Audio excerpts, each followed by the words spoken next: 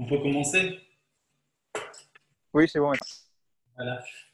D'abord, ce soir, c'était une soirée assez difficile parce que la plupart de notre communauté sont à la synagogue pour lire les keynotes. Les keynotes, c'est des cantiques qui étaient composés au fur et à mesure, qui racontent notre malheur tout au long de notre histoire, la destruction de temples, mais aussi des événements très difficiles pour notre peuple. Pour cela, et voilà, on n'a pas fait attention pour l'heure. Tout à l'heure, je vais rejoindre notre synagogue qui commence à 21h30. Alors, si nous regardons dans nos livres, dans le Talmud, et dans nos histoires, on va voir que la plupart, toujours, on ne parle pas de la destruction du temple de Jérusalem comme une erreur stratégique, c'est-à-dire une erreur de guerre. On va voir que nos sages essaient de comprendre quel était l'état de notre vie intérieure, nous, le peuple d'Israël. Ça veut dire ce qui a donné la destruction n'était pas une raison extérieure, c'était une raison intérieure. Vous connaissez une qu'on parle beaucoup, c'est la haine gratuite. Ça veut dire que le Talmud et nos sages vont nous amener des histoires, de paraboles qui s'est passé à l'époque pour marquer à quel point nous avons eu une manque de fraternité, de solidarité, des pensées à l'autre. Et aussi, on va voir que la foi que nous avons, ça veut dire notre service religieux, n'avait pas une véritable attention. C'était, comme on dirait, les gens priaient, ou à l'époque des temples, ils ont apporté des offrandes, des sacrifices. On dirait qu'on donne à Dieu des cadeaux. Dieu n'a pas besoin de nos cadeaux, il a besoin de notre attention, il a besoin de notre cœur. Et je vais toucher une idée ce soir, que j'ai appris ça par des cours d'un Rav qui a vécu à Jérusalem, le Rav Moshe Shapira. Il est écrit, Ubaou ha'ovdim, c'est écrit dans les psaumes, Ubaou ha'ovdim me'eretz ha'ashur, v'anidachim me'eretz mitzrayim. Ubaou ha'ovdim. Ça commence d'abord Azitaka b'shofar gadol. Alors nous allons sonner dans le grand chauffard, la grande trompette. Le sonnerie de chauffard, c'est le symbole des retentissements, c'est le symbole de la délivrance aussi. Alors, à ce moment-là, Ubaou ha'ovdim, alors les gens qui sont perdus vont venir du pays des Ashur, à Syrie, Vehanidachim. Nidachim, c'est comme exilés. Ils vont venir du pays d'Égypte et ces deux exils de Ashur et d'Égypte vont se rassembler à Jérusalem et ils vont se prosterner, ils vont prier à Dieu. Vishtachavu Lashem Be'ar HaKodesh. Dans les 5 montagnes. Oui, c'est le Har Tzion. Il faut comprendre que Mitzrayim et Ashur, lorsqu'on dit que l'exil va venir d'Ashur, de Mitzrayim, il ne s'agit pas vraiment seulement de Mitzrayim, d'Égypte ou d'Ashur, d'Assyrie. C'est un parabole qui est écrit dans les psaumes, c'est comme ça que nos sages expliquent. Ça veut dire l'image de la diaspora, c'est Ashur et Mitzrayim. Quand vous entendez le mot Mitzrayim, l'Égypte, Mitzrayim, ça vient du mot Meitzar. Meitzar, c'est quoi en hébreu? C'est un espace qui est très étroit. Ça veut dire un espace qui est étroit, on n'a pas la place, de respirer, de vivre. Et par la pression de l'espace, par la pression, naturellement, l'homme, il va partir. Vous savez que les 3 semaines entre 17 Tammuz et Nef Av, on appelle Ben Hametzari. Ça veut dire entre le mur, entre les murs. Ça veut dire qu'on se trouve on s'est trouvé dans une vie, dans un vécu qui donne telle pression. Alors on appelle, car à cause de la malheur, on appelle Ben Hametzari. Aussi, c'est entre 17 Tammuz, le jour qu'il avait la brèche dans les murailles de Jérusalem, et la destruction ce soir, Nef Av. Alors Mitzrayim, c'est ce symbole-là que par l'oppression, on était repoussé. Nidar, ça veut dire, Nidar, c'est quelqu'un qui a déménagé, qui a quitté les lieux où il a vécu. Alors, ceux qui vont retourner de cette diaspora qu'on appelle Mitzrayim, c'est des gens qui étaient en fait exilés, qui sont partis de leur endroit, mais ils savent qu'ils vont revenir à cet endroit. Ils peuvent revenir, il faut se déplacer de nouveau à l'endroit de l'origine. Mais il y a Ashur. Qu'est-ce que ça veut dire cet exil d'Ashur?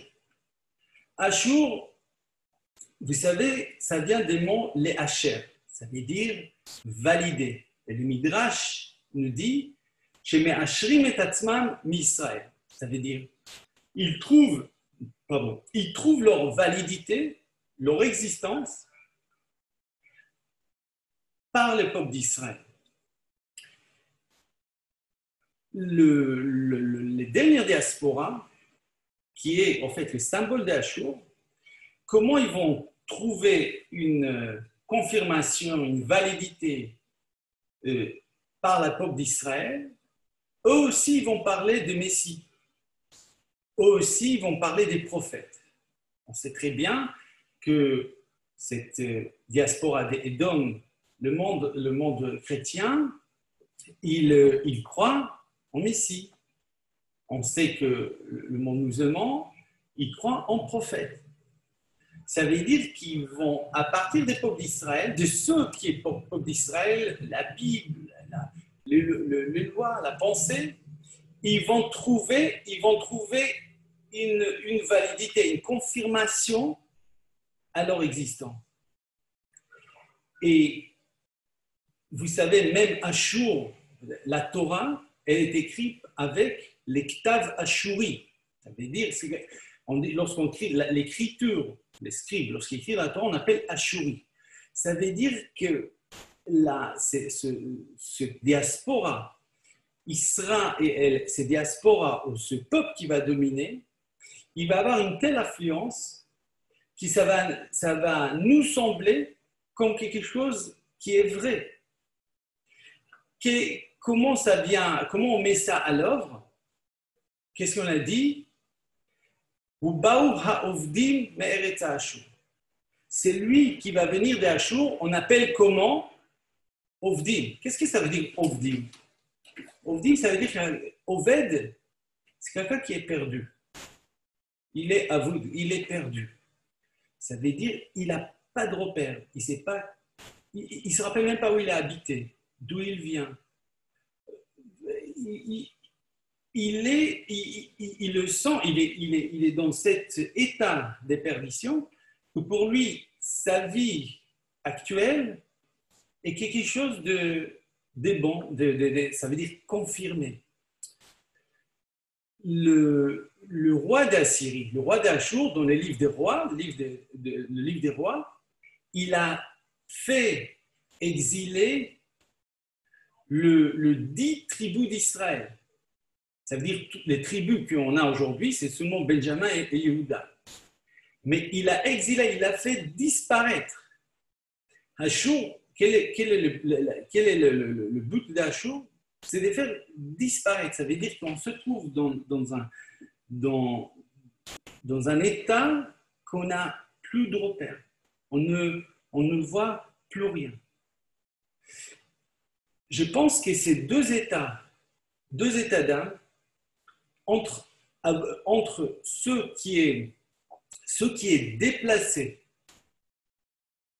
nidar, on appelle nidar, ceux qui sont déplacés, mais ils peuvent revenir.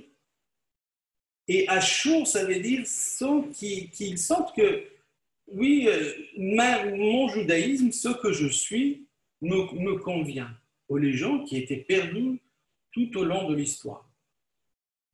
Tisha B'Av, on le sait d'un côté, on sait que c'est la destruction des deux temples, mais aussi on apprend que ce jour-là, par exemple, c'était les jours de la faute d'explorateur. Vous savez, dans la Torah, Moshe a envoyé, était demandé d'envoyer des explorateurs avant la rentrée à la terre d'Israël. Ces explorateurs sont revenus pour donner leur témoignage, qu'est-ce qu'ils ont vu, et ils ont mis le peuple d'Israël dans un état de crise. Ils ont commencé, oui, la terre est belle, du miel, mais il y a des géants là-bas, c'est un pays qui dévore ses habitants, et le peuple, d'un coup, commençait à pleurer. Et dans le Talmud, il nous enseigne que ces jours-là, qu'ils ont pleuré, c'était le jour de Néphal. Ils ont pleuré gratuitement, et Dieu a dit, ça sera un jour que vous allez avoir aussi une raison de pleurer. Mais qu'est-ce que ça veut dire pleurer? Le peuple a pleuré. Que veut dire bria en hébreu? C'est comme mevoucha, ça veut dire quelqu'un qui n'a pas de repère. Il est perdu. Il n'a pas. Lorsqu'on pleure, larmes couvrent nos yeux, on ne voit pas ce qu'il y a devant nous. Et en fait, le verset qui parle de ces diasporas, encore, entre cet état de gens qui sont dans la perdition. Notre exemple.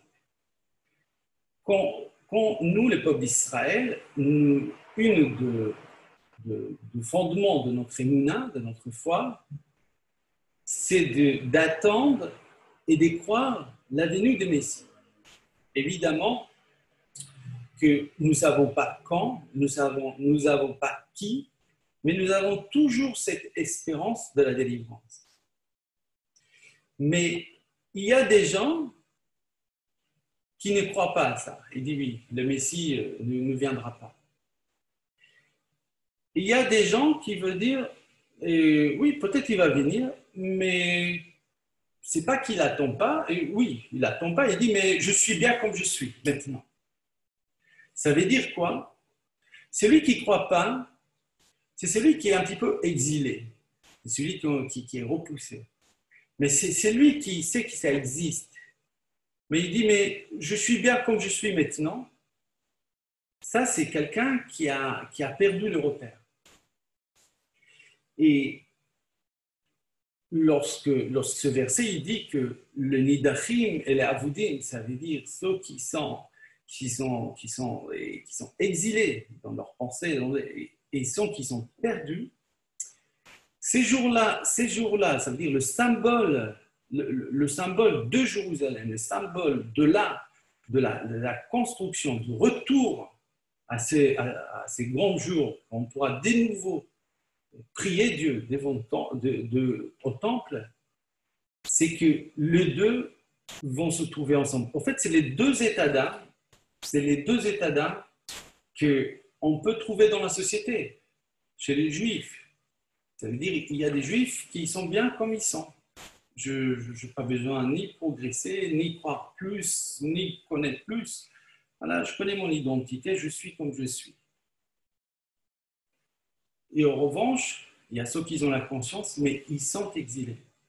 Et je pense que cet enseignement, cette métaphore de chauffard qui va sonner, qui va nous réveiller, cette espérance, en fait, cette espérance qui est immense parce qu'aujourd'hui, on n'a pas tous les peuples d'Israël. On ne sait pas quand tout le monde va arriver à Jérusalem. Mais on peut terminer par la prière que les grandes assemblées ont rajouté à la fin de la Megillat Echa qu'on va lire ce soir. Évidemment, dans la Megillat Echa que vous avez lu, on va lire nous ce soir, On parle de Jérusalem, qui est désertée, que juste à la fin, qu'il y a des loups qui se promènent sur l'esplanade des temples. On connaît très bien l'histoire. Comme Rabbi Akiva et ses amis, les amis de Rabbi Akiva, ils disent comment c'est possible que les loups se promènent dans l'esplanade des temples. C'est le lieu le plus saint des peuples d'Israël. Mais Rabbi Akiva, il a dit, il y avait une prophétie qu'il a dit que Sion sera rasé, sera élaboré. Sion Sadeh Ticharesh. On va essayer de la faire disparaître.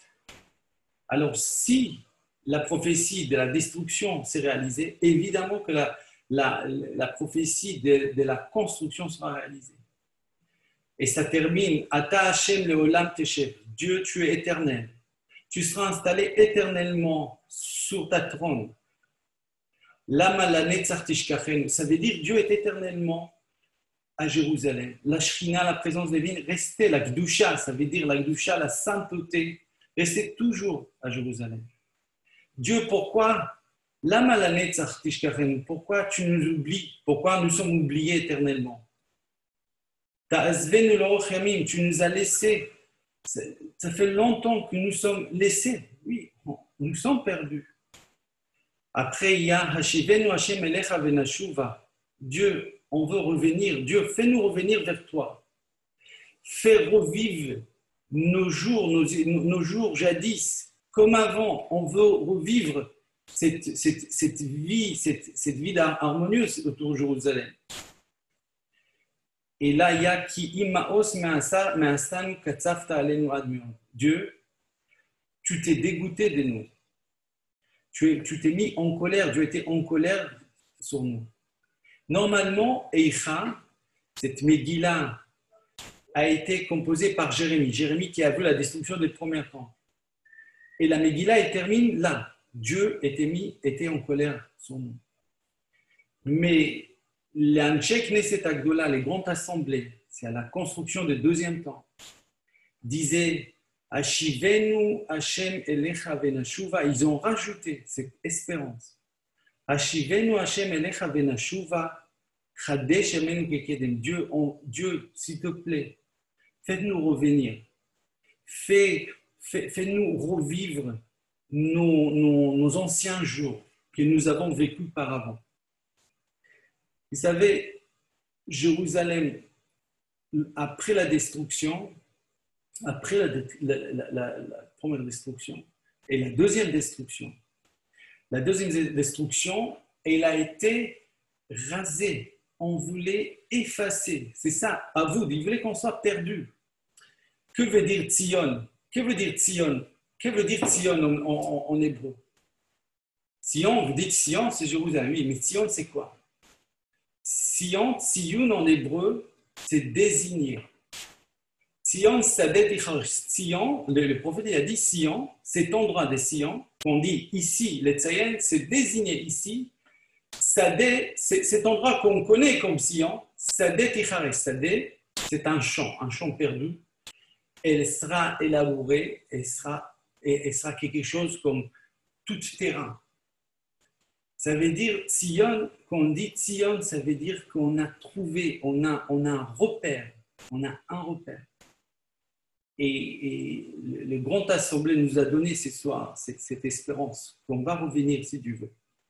Et je pense que si j'ai choisi les repères et l'équilibre, ça veut dire l'équilibre est très important dans notre identité, qui nous sommes. Il est très important de ne pas se perdre, de ne pas satisfaire de ce que nous sommes maintenant. Un homme qui est satisfait, un homme qui rentre dans la routine, c'est un homme qui se perd. On a un repère, évidemment. Il y a beaucoup de Juifs qui vivent en diaspora, qui respectent l'État, l'endroit où il vit, parce que c'est aussi une mitzvah qui a été donnée par Jérémie, de respecter le royaume dans l'endroit où vous vivez. Mais il y a un rêve éternel, cet rêve éternel qui c'est toujours un repère. Un repère pour nous, pour le peuple d'Israël, de se trouver un jour à Jérusalem. Voilà, bonne fête, parce que c'est une fête Tisha B'Av, que si Dieu veut, ces jours tristes se rendra un jour heureux comme nous enseignent les prophètes. Merci beaucoup. Merci, Rav. Amen. Merci. Merci, Rav. Merci. Merci. Voilà. Merci, Rav.